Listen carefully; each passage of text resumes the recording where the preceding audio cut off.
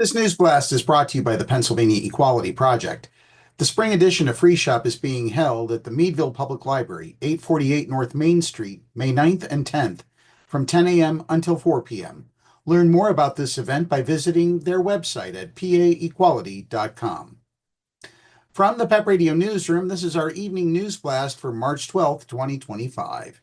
Republicans at the West Virginia Legislature passed a bill that would allow healthcare providers to visually or physically examine a minor child for the purpose of identifying their biological sex without the consent of the child's parent, guardian, or custodian. The bill, Senate Bill 456, would define sex based on whether a person produces eggs or sperm. It says that gender-segregated spaces like locker rooms or restrooms are to be used based on a person's sex assigned at birth, and it leaves no room for trans or non-binary people's identities.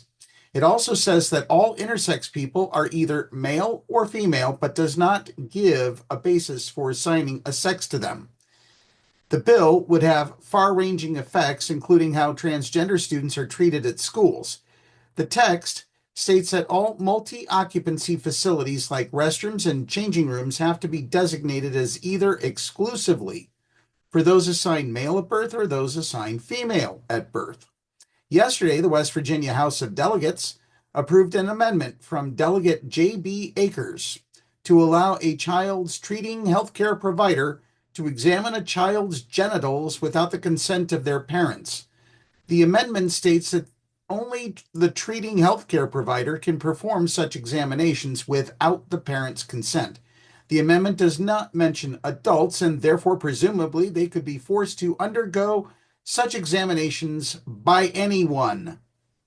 The amendment was actually an improvement over a previous version of the bill, which state Democrats argued would have allowed teachers to perform the genital examinations. Think about that, folks. Teachers to perform genital exams. They can barely even do reading and math exams in West Virginia, let alone genital. Oh my goodness. Akers' amendment was the Republican response to one proposed by Delegate Kayla Young, which would have banned child and adult genital examinations altogether. It's unconscionable that Republicans would support legislation that authorizes intrusive visual inspections of minors without parental approval, Young said. West Virginians should be alarmed and disgusted by this invasion of privacy. You bet they should. The state Senate passed Senate Bill 456 in a 32-1 vote last Monday, March 3rd. There are only 3 Democrats in the body. State Senator Mike Wolfel voted for the bill, and he's a Democrat. State Senator Joey Garcia, a Democrat, voted against it, and State Senator Robert Plymale was absent. Again, also a Democrat. On Friday, the bill passed the House of Delegates in an 87-9 vote.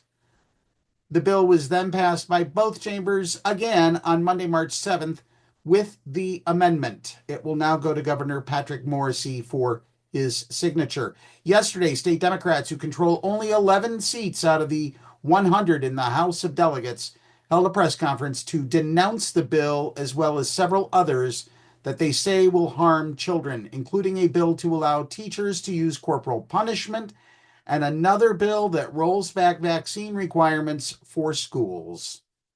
Way to go, West Virginia. You're rocking the 1890s like no one else can or should, really. For many Americans, education is the key for improving future opportunities in the United States. Attaining higher education typically leads to greater income potential and lower unemployment rates. So recently, WalletHub conducted a study ranking all 50 states based on 18 metrics related to educational attainment and quality of education. West Virginia ranks dead last at 50th place with a total score of 24.29. The state's rankings reflect significant challenges in both educational attainment and quality of education, as it placed 50th in overall score and 43rd in quality metrics. The study indicates that West Virginia faces considerable obstacles in providing effective education, impacting the potential future prospects for its residents.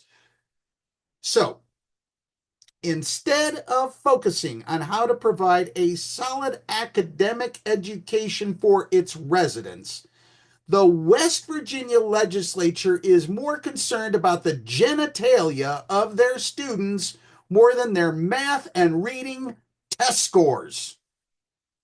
Help me make this make sense. And while you do that, here's the latest weather forecast from the Meadville area here on PEP Radio.